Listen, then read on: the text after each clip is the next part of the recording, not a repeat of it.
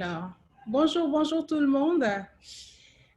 Merci de nous rejoindre pour ce Meet With avec les WIA54, dans les lauréates des années précédentes du programme Women in Africa 54.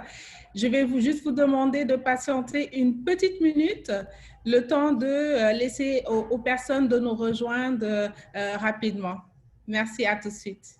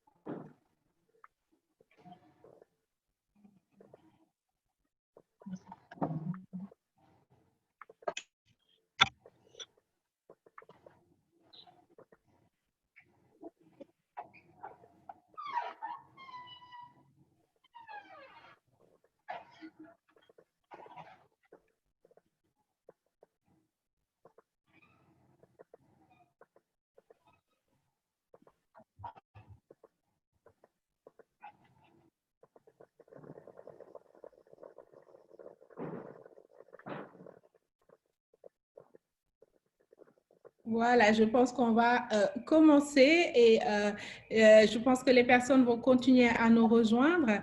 Donc, merci beaucoup d'être avec nous aujourd'hui pour célébrer l'entrepreneuriat féminin, l'entrepreneuriat avec Women in Africa, parce que, comme vous devez le savoir, nous étions censés être à Marrakech ces 2 derniers jours, jeudi et vendredi, mais les circonstances nous obligent à nous réinventer, à créer de nouveaux modèles.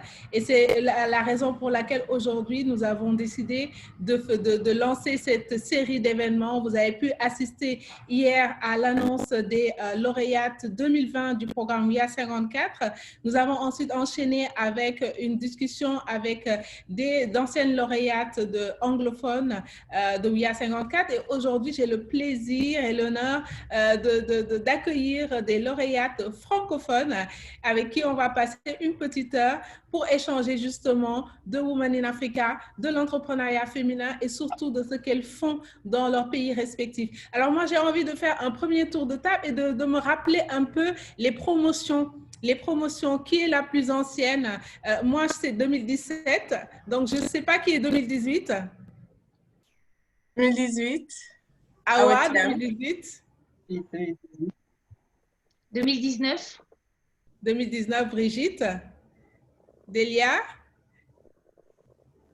2018 aussi. 2018, c'est ça. Et Alilou, je crois, 2019, c'est ça, Hadijatou? C'est ça. C'est ça, c'est ça. Donc, depuis 2017, Women in Africa travaille et accompagne l'entrepreneuriat féminin. Excusez-moi, il y a un petit bruit. Ce sont les aléas du direct. J'ai un camion qui est en train de passer dans ma ruelle. Donc, je vais laisser peut-être du coup la parole à Hadijatou. Je te donne l'honneur parce que pour la petite histoire, tu n'avais pas pu être des nôtres à Marrakech la dernière fois. Donc, je vais te laisser te présenter et nous dire ce que tu fais, dans quel pays tu te trouves et ce que tu fais, quel est ton projet. Alors, bonjour à tous. Bonjour, c'est Nabou de nous donner la parole aujourd'hui. Donc, je suis la cofondatrice de Djalé, dont la structure a été créée au Rwanda pour les valeurs qu'elle porte. Djalé, c'est quoi? C'est une plateforme qui va tout d'abord montrer la richesse culturelle de l'Afrique, les choses positives de l'Afrique, les destinations, les merveilles qu'on ne nous montre pas dans les médias. C'est une plateforme sur laquelle on va réserver des activités et des expériences avec des guides locaux. Donc, on a 2 axes en fait. Notre premier axe, c'est celui-là. vraiment montrer les activités et les expériences possibles qui sortent un peu du commun, qui sortent des activités qu'on a l'habitude de faire, qui restent assez classiques et qui alimentent les stéréotypes, parce qu'on cherche aussi justement à déconstruire avec les stéréotypes à travers des expériences un peu insolites et atypiques. Donc, on a une plateforme sur laquelle les guides vont se référencer. Donc, on intervient en tant que tiers de confiance, en fait, puisqu'on va sélectionner ces guides-là. Il existe beaucoup de guides locaux sur le continent, mais on ne sait pas forcément quelles sont les activités qu'ils proposent, on ne sait pas forcément s'ils sont fiables. Voilà, donc nous, on va faire tout ce tri-là, on va faire cette sélection-là pour les référencer sur la plateforme et leur donner de la visibilité. Le deuxième axe sur lequel on se positionne aussi, ça va être à travers le blog où on va promouvoir les savoir-faire locaux et les boutiques locales, savoir comment préparer son voyage, les bonnes adresses locales, les bons restaurants détenus par les locaux, voilà, les boutiques où on peut acheter des souvenirs et ramener des artisans. Pourquoi? Parce que on veut vraiment inciter les voyageurs à consommer local, à voyager de manière responsable. Donc, c'est vraiment une plateforme qui va réunir finalement tout l'écosystème touristique local et qui va contribuer au développement des économies locales via le tourisme. Voilà. C'est une plateforme qui est contributive via le blog et une autre sur laquelle on va réserver des activités avec des guides locaux. Aujourd'hui, on est au Sénégal, au Rwanda et au Maroc et bientôt, on va ouvrir sur de nouvelles destinations. Non, mais c'est super, c'est super. Et je pense qu'on va revenir dessus aussi quand on parlera sur les prochaines thématiques. Je sais qu'en fait, dans le domaine du tourisme, en ce moment, c'est un vrai challenge que vous êtes en train de traverser. C'est très, très compliqué, c'est très compliqué. Mais je pense qu'aujourd'hui, il y a aussi une belle opportunité à prendre qui est ce retour à l'Afrique, le fait de découvrir l'Afrique parce qu'on ne peut plus voyager. Donc, on est obligé de rester chez soi, donc on est obligé de découvrir son pays. Donc ça, c'est une des bonnes choses, je pense, que ce Covid nous apporte. Je vais aller voir Brigitte. Brigitte, tu nous parles d'où aujourd'hui? Parce que je sais que tu es aussi une globe-trotteuse. Tu nous parles d'où? Je suis à Libreville, Seynabou. Alors, enchantée d'être parmi vous. Voilà. Donc, je parle de ma structure, c'est ça? Oui, parle-nous des très belles choses que tu fais. Je ne vais pas en dire plus, je te laisse en parler. Merci beaucoup. Alors, bon, Brigitte Ntienami, je suis la fondatrice de la marque Origine. Origine est un atelier de création au sein duquel on produit du linge de maison, des objets de décoration, des articles, des accessoires pour hommes, pour femmes, des articles pour le tourisme. Et on a pour le leitmotiv, en fait, le savoir-faire local, la confection artisanale. Et on essaye, en fait, de valoriser les petits métiers, les ressources naturelles, les ressources locales, à travers toutes les propositions qu'on fait à nos clients. Voilà, c'est un petit peu notre leitmotiv. Bon, de la créativité, des propositions diverses. Ça va faire bientôt 6 ans qu'on existe. On a commencé avec des expositions ponctuelles liées au calendrier événementiel de l'année. Et puis, très rapidement, on a lié des contacts avec différentes associations, notamment des associations de femmes, qui nous ont ouvert des portes. On a pu voyager entre la WEP aux États-Unis, le WIA au Maroc. On a pu donc mûrir notre projet et on a créé un collectif avec des femmes au sein duquel on a créé un village qui s'appelle Village Artisanal Gabonais, au sein duquel on propose essentiellement des productions locales et du Made in Gabon qu'on veut vraiment promouvoir et mettre en valeur. Et cette expérience, à travers le village artisanal, m'a donné en fait l'assurance qui me manquait pour me lancer seule. Donc aujourd'hui, j'ai une boutique où on expose les produits, donc depuis juillet 2019. Et on a créé un partenariat, notamment avec l'aéroport, le Relais et le Free Shop. Voilà. Ça fait toujours plaisir de voir que les choses évoluent en fait, parce que c'est ça aujourd'hui, enfin, l'entrepreneuriat, c'est un long fleuve pas tranquille du tout, mais c'est un fleuve sur lequel on navigue, on progresse. Et je pense que tu fais, voilà, tu nous montres aujourd'hui de là où tu as commencé jusqu'où aujourd'hui tu es.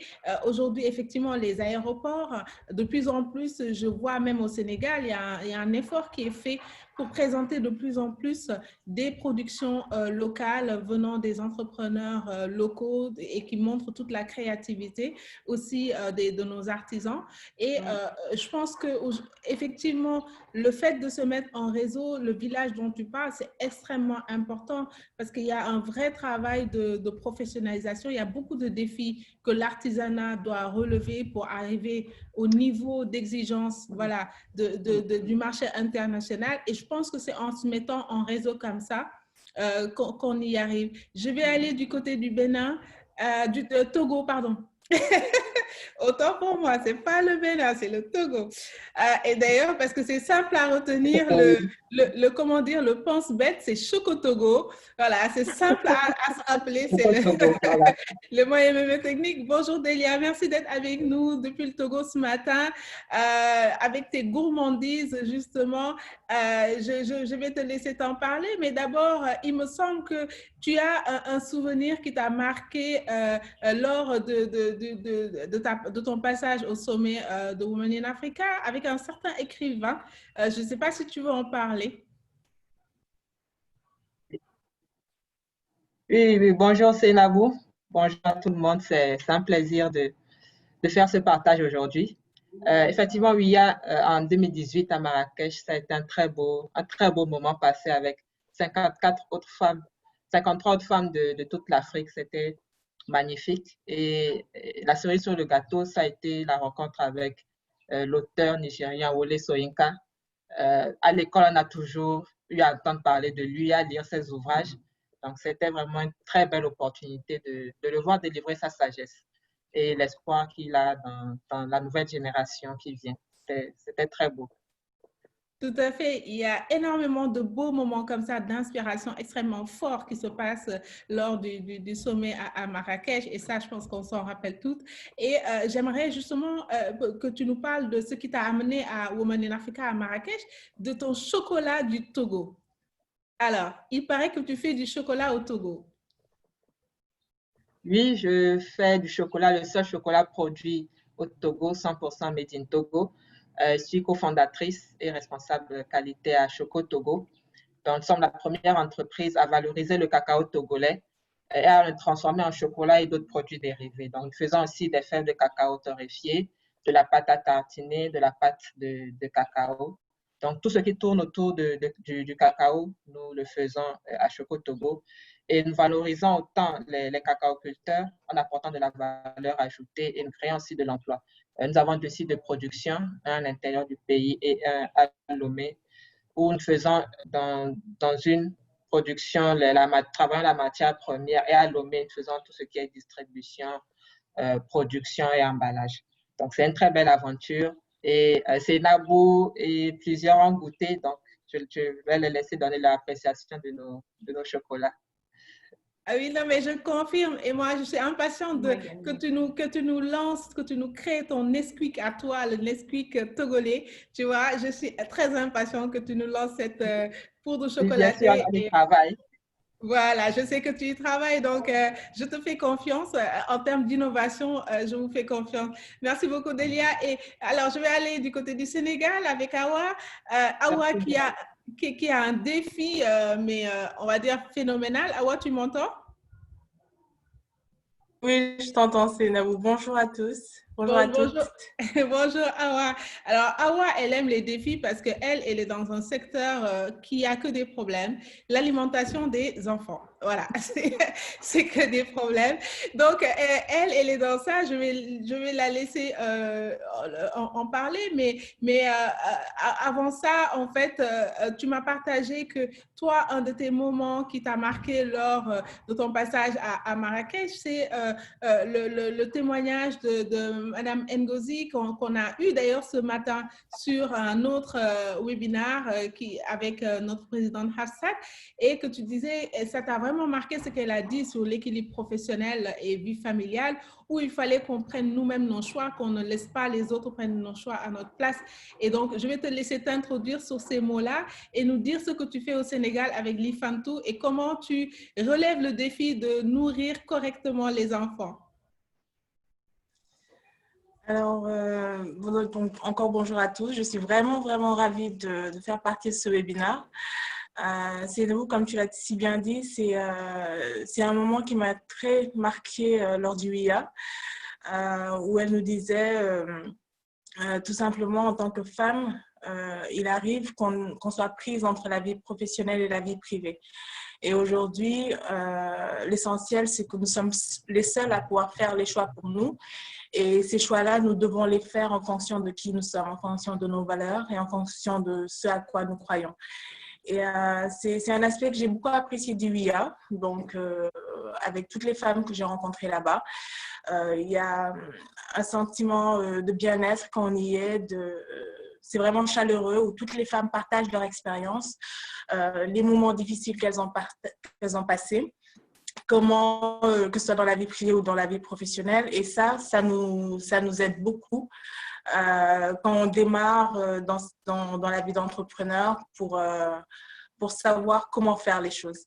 Donc, moi, je suis la fondatrice de Lifantou, qui est une entreprise qui a l'intention d'apporter un repas par jour à chaque enfant. Donc, on a deux principales activités. La première, ma connexion n'est pas bonne, l'image se fige. Donc, je vais vous essayer de voir ça. Est-ce que vous m'entendez? Oui, par contre, on t'entend. Tu peux continuer ouais. et voir ça ensuite. Ouais, ok. Super. Donc, il y a principalement deux activités. Donc, la première, c'est comment améliorer la distribution alimentaire, en fait, grâce aux nouvelles technologies. Donc, pour ça, nous avions mis en place une plateforme qui permettait de faire un achat direct des produits locaux. Et la deuxième activité, c'est la subvention des repas pour les enfants. C'est-à-dire, toutes les ventes que nous faisons sur Lifantou, un pourcentage permet de subventionner des repas gratuits aux enfants.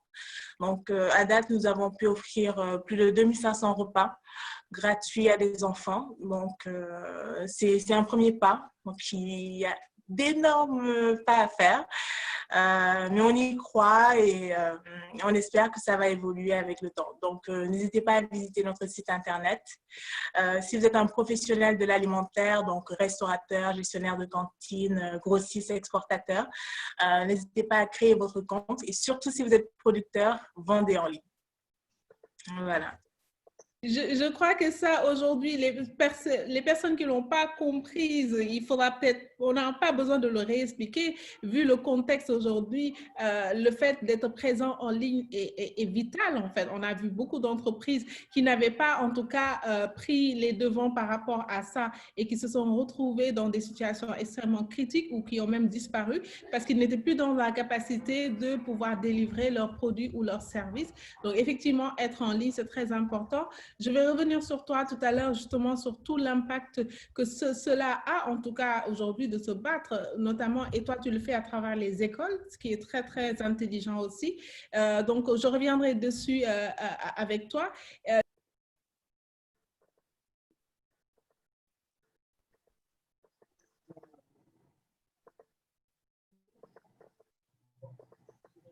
Autant pour moi. Oui, je disais à Hadijatou, je parlais tout de suite d'impact avec Awa. Et toi, aujourd'hui, je pense qu'il y a énormément de choses que cette situation, notamment la situation du Covid-19, a changé chez toi. J'ai l'impression même que ça a été un point comment dire, un breakdown, en tout cas, un moment où il a fallu que tu revoies énormément de choses. Est-ce que tu peux nous en parler? Alors oui, effectivement, il y a eu la crise du Covid qui impacte en première ligne le secteur du tourisme, mais aussi paradoxalement, nous, ça nous a permis justement de revoir notre stratégie et d'élargir notre offre. Parce que jusqu'ici, on était sur 3 pays, on prévoyait déployer petit à petit, mais là, on s'est dit, on a pris la décision de scaler à l'échelle continentale et d'aller ouvrir toutes les destinations possibles. Donc ça, c'est la première chose.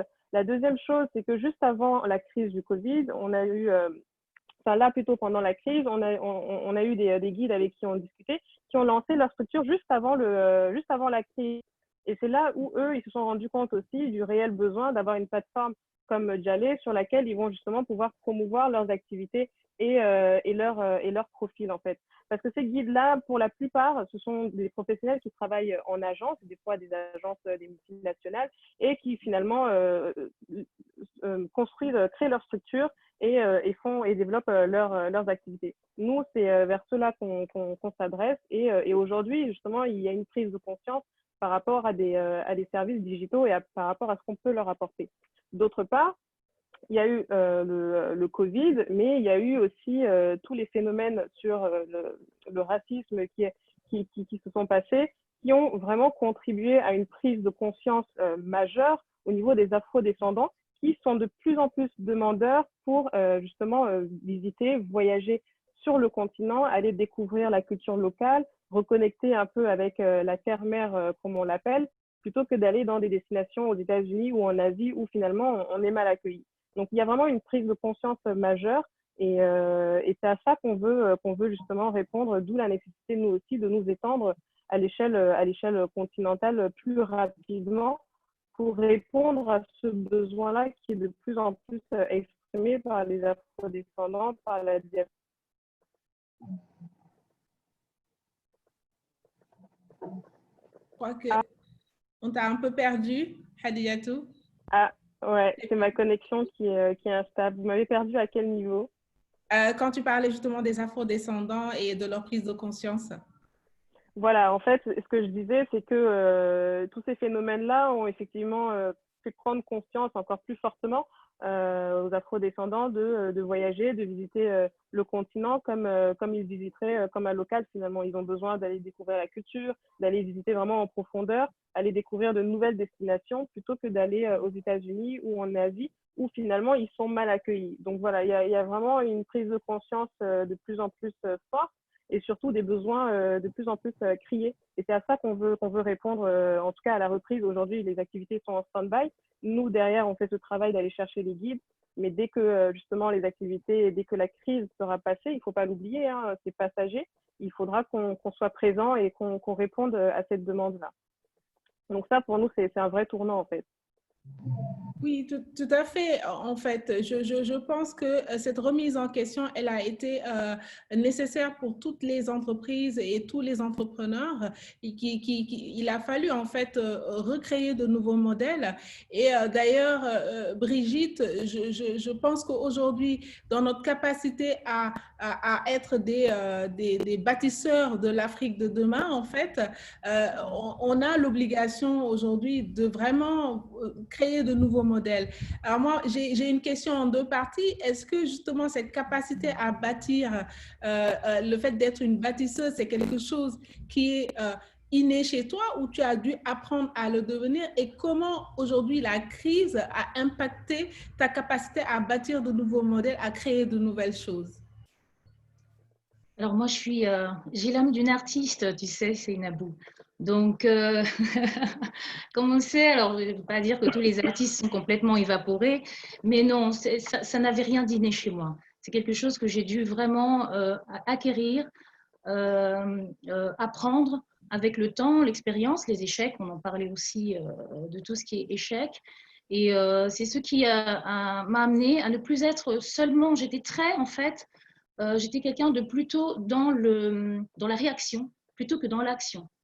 Et le côté bâtisseur est venu justement en étant, en développant développement personnel, formation, apprendre à se connaître, introspection. C'est ce qui t'amène en fait à être en mesure de monter des projets à plus ou moins long terme, de les mûrir et de les planifier et de se concentrer jour après jour pour les amener, pour atteindre son objectif en fait. Et ça, c'est quelque chose qui n'était pas du tout inné chez moi et que c'est vraiment avec la maturité que c'est venu. Et justement, en devenant entrepreneur, c'est quelque chose qui s'impose systématiquement. Maintenant, par rapport à toute la remise en question qu'on a dû faire pendant cette crise du Covid, d'adaptation, moi c'est simple, hein, boutique fermée, plus aucune entrée d'argent, plus d'activité, tout le monde chez soi, bloqué, ça a été compliqué, il a fallu se renouveler. Moi je me suis renouvelée en fabriquant des masques, tout simplement. J'ai d'ailleurs été, pour la petite aventure, la première artisan à Libreville à avoir été normée en fait. On a créé une norme ici au Gabon de fabrication de masques artisanaux et j'ai participé à cette petite aventure et ça m'a permis en fait d'avoir cette impression d'avoir participé, d'avoir très modestement participé à cette lutte contre le Covid. Et aujourd'hui, les Librevillois, les Gabonais en général, peuvent se targuer d'avoir à leur disposition pas mal d'artisans qui sont en capacité de produire des masques qui protègent vraiment, parce que vraiment, il y a des différences entre les différentes matières utilisées. On s'en est rendu compte grâce aux tests qui ont été faits en laboratoire et ça compte. C'est les différences qui comptent en matière de protection. Voilà. Oui, tout à fait. Et je crois que d'ailleurs, et ça c'est la spécificité de l'Afrique, c'est-à-dire que les Africains ont une capacité d'adaptation qui est incroyable.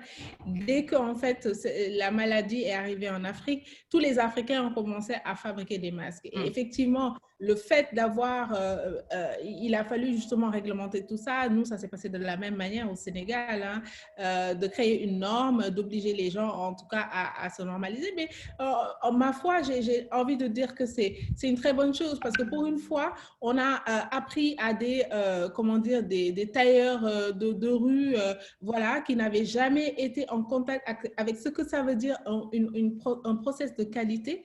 On les a familiarisés avec ça et on leur a montré que c'était possible de rentrer dans des normes de qualité.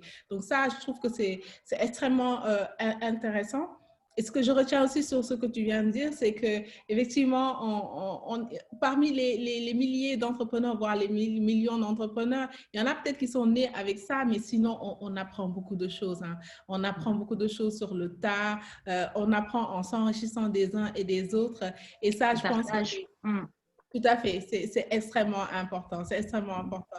Je vais demander à Delia ensuite de peut-être nous dire, elle, aujourd'hui, comment elle a vécu ce passage-là du Covid-19, quand on sait qu'aujourd'hui, le secteur de l'alimentation a été extrêmement, je veux dire, pour une fois, on a eu un regard qui est complètement différent.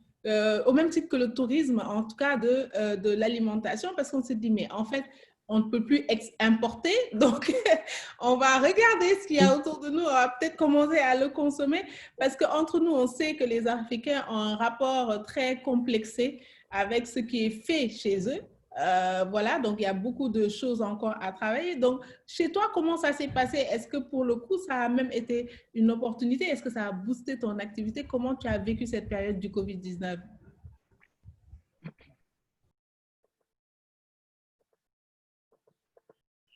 Allô? Delia, tu nous entends? Je pense qu'il y a un souci. Je vais revenir à elle. Oui. Allô? Oui, je vous entends. OK, c'est bon. La connexion. D'accord. Oui, la période de Covid-19, ça a été une période assez particulière pour nous parce qu'on a dû fermer pendant à peu près 2 mois.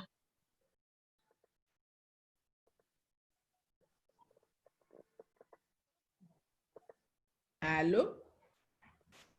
Bon, je pense que je vais revenir sur Delia le temps que sa connexion revienne. Je vais basculer sur Awa. Alors, pour la même question, comment ça s'est passé? On a vu la mobilisation des startups, des entrepreneurs hein, en Afrique dès que la situation est arrivée sur nous ici au Sénégal. Comment toi, tu as réagi? Alors, quand on a entendu parler du Covid un peu partout dans le monde, je me rappelle un matin, j'étais avec un ami et je lui disais, mais c'est incroyable que les enfants, ils aillent toujours à l'école, c'est pas sûr avec le Covid. Moi, j'ai commencé à limiter les activités. Et en fin de journée, en fait, donc il y a eu le discours du président qui est sorti en disant, bah, on va fermer les écoles. Je suis super contente. Et 10 minutes après, je me rends compte en fait que mon business, il est mort en fait. Il n'y a plus d'école, il n'y a plus de repas livrés aux écoles, c'est fini. Donc, je suis secouée pendant 5 minutes parce que pendant la journée, en fait, j'ai fait des courses pour 2 semaines de livraison de repas en me disant, bah, on va éviter les marchés, etc. Mais je ne me rendais pas compte, en fait, que ces repas, je ne pouvais plus les livrer. Donc, quand ça s'est passé, donc, tout de suite, on s'est dit, il faut faire avec ce qu'on a. Donc, on avait déjà commencé à travailler sur la plateforme, on avait déjà chargé les producteurs partenaires et la base des écoles. Et ce qui est assez drôle, c'est que dès le début de mon business, tout le monde me disait, mais Awa, pourquoi tu veux uniquement vendre aux écoles? Pourquoi? Et j'étais assez têtue de dire non, parce que j'ai envie de m'adresser aux enfants. Et tout le monde me disait, mais tu peux l'ouvrir à d'autres personnes, et je ne voulais pas. Mais en fait, au final, c'est ce qu'on a dû faire. Donc, on a basculé assez rapidement en contactant les grossistes qui sont dans Dakar et en leur disant, tiens, vous ne pouvez plus vous déplacer, vous ne pouvez plus aller en région pour acheter des produits locaux. Nous, on a une base de producteurs qui ne peuvent plus se déplacer non plus pour venir vendre leurs produits sur Dakar. Donc, qu'est-ce qu'on fait? Donc, on vous met en relation, oui, vous voulez bien, et donc ça nous a permis de changer notre modèle. L'autre aspect assez intéressant, c'est que sur les Funtour, donc chaque fois qu'on fait des ventes, donc on avait commencé la distribution de repas, on met de l'argent de côté et tous les mois, on subventionne des enfants. Et quand il y a eu cette histoire avec le Covid, ce qui a été intéressant, c'est qu'on n'a pas eu besoin d'aller demander des fonds ou d'aller rechercher du soutien. On avait un fonds qui était là et qui nous a permis d'accompagner 3 écoles. Donc, c'était plutôt des daras, donc des écoles coraniques publiques qui ont été bien choisies, où les enfants sont en internat, ils apprennent à lire l'arabe et certains le français. Ils sont nourris, logés gratuitement et ils ne vont pas mendier. Donc, on a profité de l'occasion pour leur apporter des masques, pour leur apporter du riz, du sucre, quelques vivres qui leur permettraient de tenir pendant quelques temps. Et je pense que ça a été un déclencheur assez intéressant de nous dire, on est entrepreneur et en fait, dès le début, quand on se lance dans notre business, on se rend compte qu'il y a des barrières, mais on doit s'habituer, on doit apprendre à construire et on le fait petit à petit et du jour au lendemain, il y a quelque chose qui vient tout casser et il faut apprendre à construire à nouveau. Et c'est assez important. Il faut beaucoup de résilience, il faut beaucoup de force. Il faut savoir pourquoi on fait les choses et il faut avoir envie de les faire jusqu'au bout. Et après, la manière comment on le fait, ça va dépendre des circonstances et il faut tout simplement s'adapter. Et je pense que c'est une belle leçon pour tous les entrepreneurs qui l'ont vécu. Non, mais tout à fait. Cette période a remis en question, justement, a mis à l'épreuve le why, en fait, le pourquoi. Pourquoi on fait ce qu'on fait, pourquoi on crée ce qu'on crée, pourquoi on crée les entreprises et les produits que nous avons. Et donc, ce pourquoi, quand il n'est pas solide, c'est là où je pense qu'il y a beaucoup d'entrepreneurs qui ont été dans de grosses difficultés. Je vois que Delia est de retour avec nous. Tu nous disais que tu as dû fermer, donc je te laisse continuer. Oui, excusez-moi, il y a eu un souci de connexion. Oui, je disais qu'on a dû fermer juste après le début de Covid au Togo. On a dû fermer parce qu'on a un grand contrat avec l'aéroport qui était en dessous. Donc, quand l'aéroport est fermé, les ventes ont radicalement diminué. Donc, on a dû fermer pendant 2 mois. Mais pendant ce temps, ça nous a vraiment permis de nous réinventer et de voir comment on pouvait plutôt privilégier la consommation locale. Parce que c'est vrai qu'on vend au Togo, mais c'est beaucoup les gens de la diaspora, les expatriés qui sont les premiers clients. Donc, il fallait réfléchir à comment vraiment faire la promotion sur le marché local pour que les Togolais puissent consommer ce produit qui est togolais. Donc pendant ces 2 mois, on a eu le temps de se reposer, ce qui n'est pas mal. Et on a eu aussi le temps de se former. Donc, avec toute l'équipe, on s'est formé sur différents sujets, que ce soit l'audiovisuel, la créativité. On a eu vraiment des temps de formation. Et ça a permis de revoir notre vraiment business model et de privilégier vraiment la vente au Togo. Donc, ce qui a fait que pour la fête des mères, la fête des pères, on a eu différentes activités pour pouvoir vraiment, à travers ces fêtes-là, faire mieux connaître le produit au niveau du Togo. Super, donc tu t'es reposé, ça je retiens, c'est super important. D'ailleurs, les autres, j'espère aussi que vous êtes reposés. Désolée, il y a beaucoup de bruit autour de moi. Je vais demander à Hadijatou, on va aller dans le, comment dire, dans le behind the scene. Attendez, excusez-moi, on va juste attendre que le camion passe.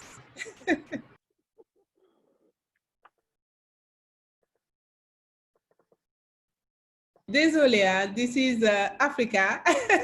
Donc, le camion a décidé aujourd'hui de passer dans ma rue 10 fois. Bref, donc,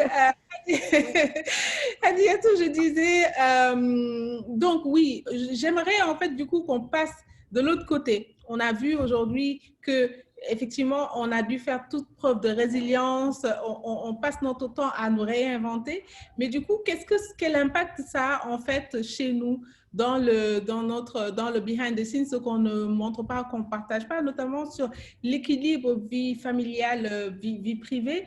Donc, j'aimerais te poser cette question-là. Est-ce que toi, c'est quelque chose que tu arrives à manager? Est-ce que tu arrives à le maîtriser et comment ça se passe? Alors, c'est vrai que c'est quelque chose de très important dont on ne parle pas assez, je trouve. On parle beaucoup de l'échec et tout ça, mais on ne parle pas souvent de l'équilibre, effectivement, entre la vie privée, la vie pro et l'entrepreneuriat. C'est très, très intense comme parcours et ça demande beaucoup de discipline. Et il ne faut pas s'oublier dans l'entrepreneuriat, en fait. C'est ça qu'il faut rappeler, c'est que en fait, tout ce qu'on fait, qu'on aille au boulot ou bien qu'on construise des projets, qu'on construise des choses pour la société, on le fait pour construire un avenir meilleur, que ce soit dans le cadre familial ou que ce soit dans le cadre entrepreneurial pour la société. Dans tous les cas, c'est un avenir qu'on construit ensemble, donc avec la famille, avec les proches ou avec les collaborateurs. Et une fois qu'on est, en fait, le tout, c'est vraiment de s'entourer de bonnes personnes, d'être bien entouré. C'est pour ça qu'on le rappelle souvent, pour pouvoir justement tenir la barque, en fait, tenir la route sur la durée. On peut pas mettre un au-dessus de l'autre. Je veux dire, l'entrepreneuriat, c'est bien. Construire des choses pour la société, c'est bien, mais comme on dit, la charité bien ordonnée commence par soi-même. Il faut d'abord construire son socle privé. Il faut d'abord construire son avenir avant de vouloir construire l'avenir de la société. Parce que c'est aussi à travers cet entourage-là qu'on va justement puiser notre force, puiser notre énergie et construire ensemble de manière privée, mais aussi de manière en tout cas, avoir un impact dans la société. Mais ça commence d'abord dans la sphère privée. Donc, c'est important de trouver l'équilibre, de rééquilibrer cette balance-là, parce que sans le socle primaire, le socle premier, on ne peut rien faire par la suite.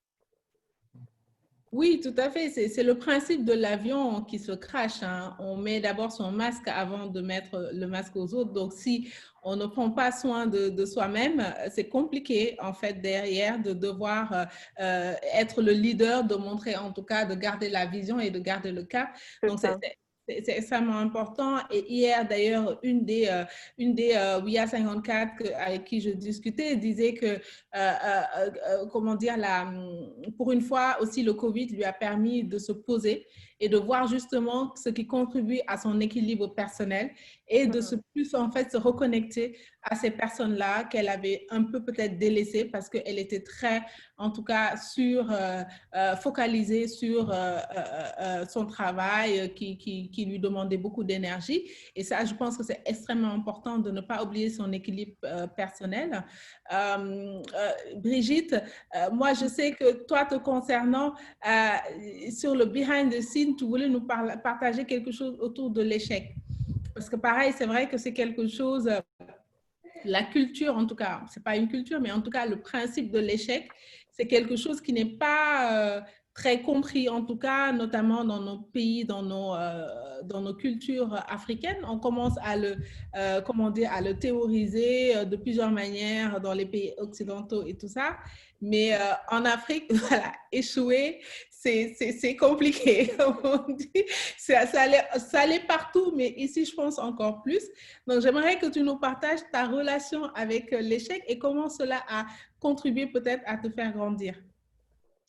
Oui, effectivement, surtout dans nos milieux francophones, je dirais, parce que les milieux anglophones ont cette culture de l'échec, la mettent plus évidemment en valeur, que ce soit les stars, les personnes, les célébrités. Quand ils vous racontent leur parcours, ils ont tendance à vous raconter tous les échecs qu'ils ont subis et comment ils en sont arrivés là. Ce qui n'est beaucoup moins notre cas dans les milieux francophones, où on va d'abord mettre en avant son succès, on va beaucoup mettre en avant son palmarès, les études, les diplômes, etc. Et du coup, ça peut être difficile de s'identifier. On se dit la barre est super haute, on ne va jamais y arriver, on a des idoles, on se dit, on a l'impression qu'ils sont arrivés là tout parfait, et on ne se rend pas compte qu'en fait, les échecs, ça construit. Un échec, c'est souvent une double opportunité, c'est l'opportunité de dire stop, de s'arrêter, de se recentrer un petit peu, de faire une introspection, de se recentrer, d'analyser, de remettre les choses en place. Et après, en deuxième step, ça va être l'occasion de réévaluer son projet, son objectif, son couple, si c'était un échec sentimental, etc. Quels sont réellement nos besoins? Qui sommes-nous? En fait, l'échec, ça t'amène à apprendre à te connaître. Et je suis persuadée que tant qu'on ne sait pas qui on est, on ne peut pas savoir ce qu'on veut, pourquoi on le veut, comment on veut l'obtenir, quelle énergie on est en moyen de porter dans ce projet, les petits pas qu'il faut faire au quotidien, ce qu'il faut pour nourrir son aventure. Et je pense que c'est vraiment à travers les échecs qu'on apprend à vivre pleinement cette aventure en conscience, parce que c'est la conscience en fait. Et puis l'échec, ça rend humble, ça rend bienveillant envers les autres. Ça rend tolérant et du coup on est en écoute, que ce soit en écoute de soi-même parce qu'on est généralement amené à être un peu plus humble, un peu plus tolérant envers soi-même aussi, et surtout à l'écoute des autres, de notre contexte, le partage, on en revient à des aventures comme le WIA, la mise en place de projets, de décider de se former, de décider de s'informer, de savoir, d'appréhender réellement qu'est-ce qu'on peut faire, comment on peut le faire, qu'est-ce qu'on ne peut pas faire aussi, et de réévaluer ses objectifs, peut-être de décider de compartimenter afin d'avancer step by step et à chaque fois de refaire une évaluation au fur et à mesure des progrès. Et je pense que l'échec permet, enfin en tout cas dans mon cas, dans mon expérience personnelle, ça a été utile. Voilà. Oui, tout à fait. Ça révèle, moi je trouve que l'échec révèle notre humanité, ça révèle nos limites et c'est surtout quand on est entrepreneur, souvent qu'on a l'habitude d'être la tête dans le guidon, quand on est confronté à un échec, on est obligé de s'arrêter. On est obligé de s'arrêter, de moins fonctionner par l'affect et d'être un peu plus cérébral et d'essayer de réfléchir. Donc moi je pense que c'est quelque chose qu'il faut complètement accepter. Et quand ça arrive justement de se dire, ah, j'ai peut-être raté quelque chose, qu'est-ce que j'ai raté et de revenir en arrière pour voir justement comment on réajuste voilà, les choses. Tout à l'heure, Awa nous disait qu'elle, enfin, c'était pas une situation d'échec, mais c'est une situation de, comment dire, d'impuissance parce qu'on est face à une situation où on ne sait pas quoi faire. Quand tu as appris comment dire, la fermeture des écoles, pour toi, c'était fini. Tu ne peux plus vendre voilà, de repas. Comment aujourd'hui, parce que j'en ai beaucoup parlé avec beaucoup d'entrepreneurs, justement, ce cycle, c'est le même cycle, hein, on est dans le désespoir, ensuite le déni, ensuite la colère, etc. Comment toi, en tout cas émotionnellement et personnellement, tu as su gérer ça, cette situation et quelle relation aussi tu as avec cette notion d'échec? Alors, je pense que, bon, on parlait tout à l'heure dans nos sociétés, donc en Afrique francophone, avec le regard des gens et autres. Je pense que cette peur de l'échec, elle est due à ce regard des gens. C'est-à-dire, dès lors que je crée mon entreprise et que les gens ils sont au courant de cette entreprise-là, ça devient quelque chose qui en quelque sorte va refléter qui je suis. C'est-à-dire, les gens vont me regarder à travers mon entreprise. Si elle fonctionne, on va dire, OK, c'est une personne qui sait faire bien les choses. Si elle ne fonctionne pas, c'est sûr que ça parle beaucoup, mais ça ne fait pas grand-chose. Alors, et je pense qu'il faut se détacher de cette image que les gens ils ont. Tout simplement parce qu'au moment où on se disait, bah, je vais commencer quelque chose, on ne l'a pas fait pour le regard des gens, on l'a fait parce que c'est quelque chose. Et tant qu'on garde ça en tête, on peut avoir peur, on peut avoir des surprises, mais il faut toujours y aller parce qu'on sait pourquoi on fait les choses. Et on a également le fait de se dire, je dois réussir dans un mois, dans un an, dans 2 ans. Et pour moi, l'entrepreneuriat, en tout cas pour Lifantou, c'est un projet de vie. C'est-à-dire, je ne me mets pas une pression quelconque. Je me dis, c'est quelque chose que j'ai envie de construire et que j'ai envie de faire bien. Je vais prendre le temps de le faire bien. Il va y avoir des hauts et des bas. Et on va les surmonter comme on peut, en faisant le maximum parce qu'on a envie que ça marche. Et dès lors qu'on se sépare en fait de cette pression, on a moins peur. Et donc, se libérer de cette peur, c'est aussi avoir le courage de prendre des risques, tout simplement. Se dire, bah, maintenant que si ça marche ou ça ne marche pas, de toute façon, j'aurais essayé, j'essaye tout. J'essaie différents business models, j'essaie une différente clientèle, j'essaie différents produits, etc. Et quand ça marche, ben, on est content. Et il faut savoir célébrer tous les petits succès. C'est-à-dire, j'ai parlé à un client et il était agréable avec moi en retour. C'est déjà un énorme succès. J'ai fait une première vente, c'est un énorme succès. Et ces succès-là, il ne faut pas les négliger parce que c'est ça qui nous permet de tenir et c'est ça qui nous permet de dire, bah, il y a quelque chose qui est là et je vais aller plus profond, je vais aller plus loin. Et surtout, un autre point qui est très important, c'est savoir être entouré. Je pense qu'il faut savoir être entouré par des gens qui sont positifs, par des gens qui croient en nous, qui nous soutiennent, qui nous encouragent. Et quand on se rend compte qu'on est en face d'une situation où il y a beaucoup d'ondes négatives, c'est vraiment d'éviter ce genre d'environnement qui peut être très, très, très dangereux pour les entrepreneurs. Tout à fait. Et moi, je pense qu'il y a quelque chose que je retiens, la positivité justement face à l'échec. C'est quelque chose que moi, en tout cas, qui m'avait marqué, un coach qui m'avait dit, qui avait dit ça, appreciate the good and the good will appreciate, c'est-à-dire apprécier ce qui est bon et ce bon-là va se bonifier. Donc, de célébrer les petites victoires, de célébrer, voilà, ça permet justement, à chaque fois qu'on est dans ces situations-là, de se dire, mais en fait, avant d'en arriver à ça, j'ai gagné plusieurs fois et ça permet justement de continuer. Alors, Delia, toi, je pense qu'en fait, tu es dans une perpétuelle, tu es dans l'agroalimentaire, on passe sa vie à tester des choses parce que, voilà, on doit développer, c'est de la recherche et développement perpétuel.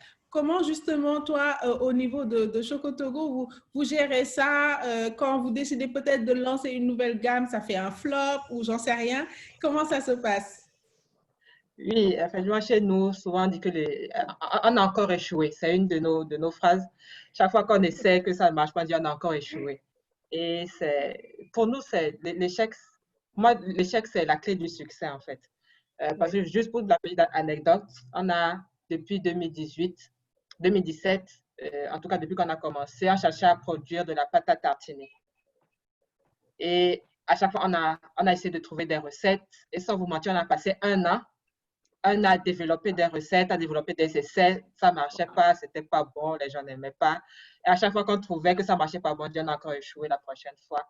On change un petit truc, on ajoute un ingrédient. Et à chaque fois, on a bonifié le produit. Et je me rappelle qu'en fin 2018, on a lancé.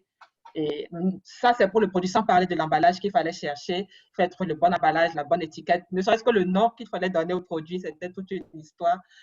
Et je ne peux pas vous dire la joie qu'on a eu le jour, on a eu le premier pot. Là, tout fait. Pour moi, ça reste l'un des produits que je préfère à chaque fois que je le vois. Je me rappelle, elle a passé 1 ou 2 ans seulement pour le produire et même trouver la bonne recette. Ben, effectivement, en tant qu'entrepreneur, on fait toujours face à cela. Il faut se réinventer et il faut tomber, il faut essayer. Et si on n'essaie pas, on ne trouvera jamais la solution.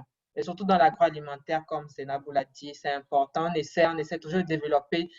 On a tellement de types de produits de chocolat qu'on a essayé, mais on n'a jamais sorti jusqu'à aujourd'hui parce qu'on essaie, on trouve que c'est pas bon. On garde au frais. Un jour, on a quelqu'un encore une idée, on ajoute, on essaie toujours de réinventer les produits que nous avons. Donc, pour moi, l'échec, c'est important. C'est pour ça qu'il faut toujours essayer, échouer, réussir. Je pense que c'est le cycle vertueux. Ah, mais c'est super, j'adore. Moi, si tu veux, je deviens un goûteur professionnel pour toi. Comme ça, à chaque fois que vous avez échoué, j'en aurais aussi profité. Parce que je pense que même, bon, voilà, ces essais-là, bon, sont quand même comestibles. Effectivement, après, c'est le marché qui dicte sa loi. Si les clients n'aiment pas, il faut recommencer. En tout cas, oui, j'apprécie beaucoup voilà, c'est ce que tu nous as partagé sur l'échec qui est source aussi de valeur, qui construit. On va devoir commencer à conclure et j'aimerais en fait vous poser ces 2 questions-là au choix. Vous pourrez conclure, donner vos derniers mots sur une de ces questions-là. j'ai envie de savoir parce qu'on est dans une période où il y a même des petites choses qui, avant la crise du Covid, pouvaient sembler anodines, mais aujourd'hui qui sont vraiment des actes de bravoure, quoi. J'ai réussi à faire ça dans cette situation-là. Et donc, j'aimerais savoir si vous avez des actes de bravoure ou en tout cas des choses que vous avez envie de célébrer aujourd'hui, que vous avez réussi à faire et dont vous étiez fiers. Et aussi, l'autre question, ce serait de vous voir peut-être quand vous aurez 80 ans. Vous, quand vous aurez 80 ans, qu'est-ce que vous vous diriez à vous-même aujourd'hui? Voilà, voici les deux questions que j'ai à vous poser de manière libre, voilà, pour conclure et donner vos derniers mots. On va repartir avec Khadijatou peut-être?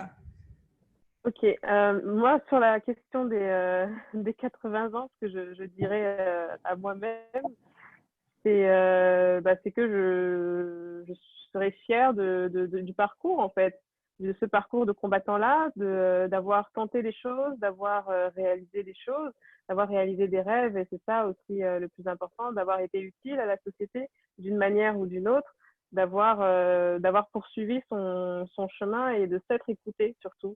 C'est ça qui est important parce que on ne prête pas souvent attention à son intuition. Et pourtant, c'est notre intuition qui nous guide et qui nous mène sur le chemin de notre rêve, en fait, finalement, et de notre construction. Donc, je serais fière plus tard d'avoir emprunté cette voie-là. Merci Hadijatou de la fierté et tu peux déjà l'être et tu as encore beaucoup de challenges devant toi à relever. Ouais. Et on t'attend sur ces challenges du tourisme local, du tourisme africain qu'il faut absolument que les Africains se réapproprient et en tout cas, tu as tout notre soutien. Brigitte, merci. Brigitte, je t'écoute alors. Oui, pareil, moi je vais rebondir sur... Ouais, quand je serai arrivée au grand âge de 80 ans, pouvoir me retourner sur mon parcours et me dire waouh, ce fut difficile, mais je l'ai fait. Voilà, pouvoir dire que j'ai réussi à atteindre mes objectifs qui, à l'heure du jour, sont de pouvoir avoir un impact social positif sur mon entourage, sur mon pays, sur mon continent, de laisser à mes enfants et à leurs descendants, dans la mesure du possible, une société qui, grâce à nos actions, sera meilleure, même à un petit niveau. Moi, je suis une adepte des petits pas au quotidien. Et la valorisation des petits métiers, des ressources naturelles, on parle beaucoup d'écologie aujourd'hui, etc.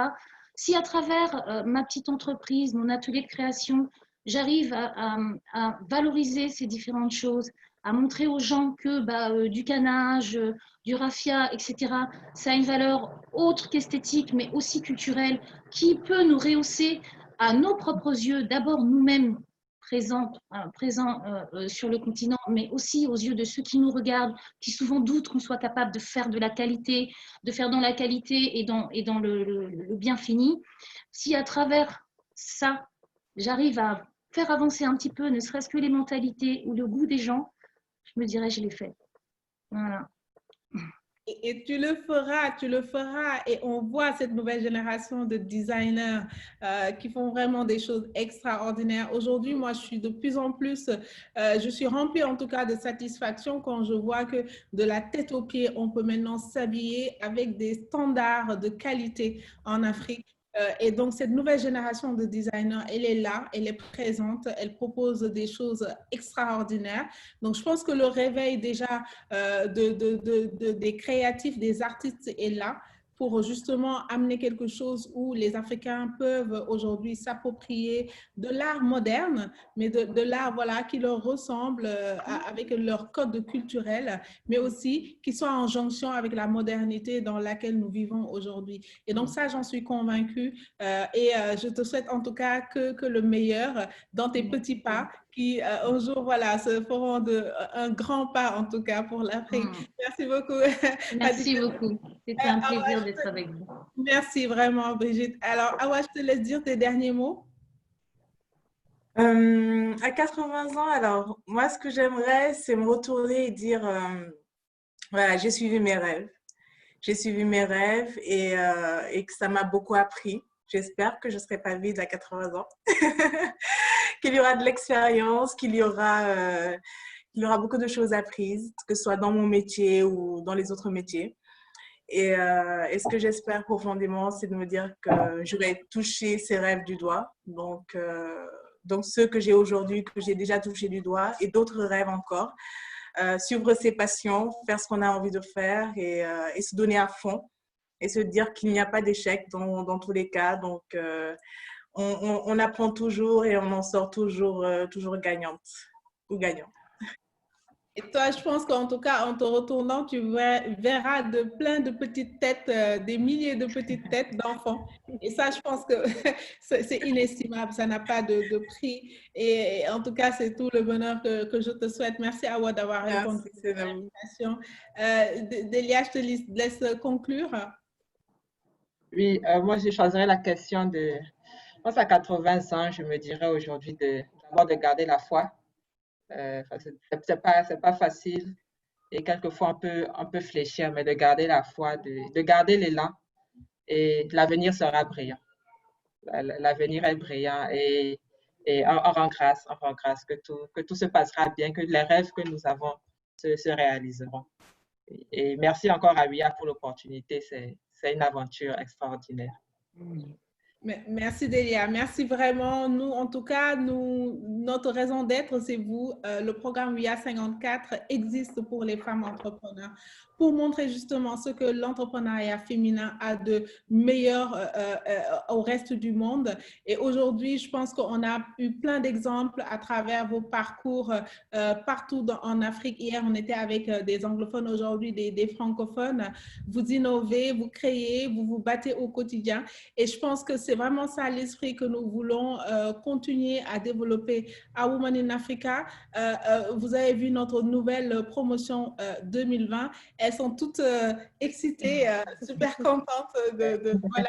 Et je leur dis, mais il n'y a pas de sommet cette année. C'est pas grave, on est dans WIA. Donc, c'est vraiment on est c'est une reconnaissance aujourd'hui pour laquelle nous, on est extrêmement fiers à WIA d'avoir autant de femmes entrepreneurs qui veulent nous rejoindre l'aventure pour justement se faire grandir les unes des autres. Moi, je vous donne rendez-vous très, très bientôt. Je vous invite à nous suivre notamment sur nos réseaux sociaux parce que nous avons pas mal de choses qui vont arriver, notamment ce programme avec TV5 Monde où on va célébrer l'entrepreneuriat féminin au mois de septembre. Donc, restez connectés avec nous sur nos réseaux sociaux pour ne pas rater justement tous ces rendez-vous. Tous ces aussi talks, comme ces échanges qu'on a eu à faire depuis le début de cette crise, que nous allons continuer avec des personnes un peu partout dans le monde qui vont venir échanger avec toute la communauté WIA. Donc, je vous invite à nous suivre, à rester connectés et à surtout prendre soin de vous. Et comme disait Delia, de garder la foi parce que ce n'est pas évident, mais on a les ressources et on peut y arriver. Merci beaucoup à toutes. Merci d'avoir répondu à l'invitation et j'espère à très bientôt à Marrakech. À bientôt. Ciao, ciao. Merci. Au revoir. Ciao.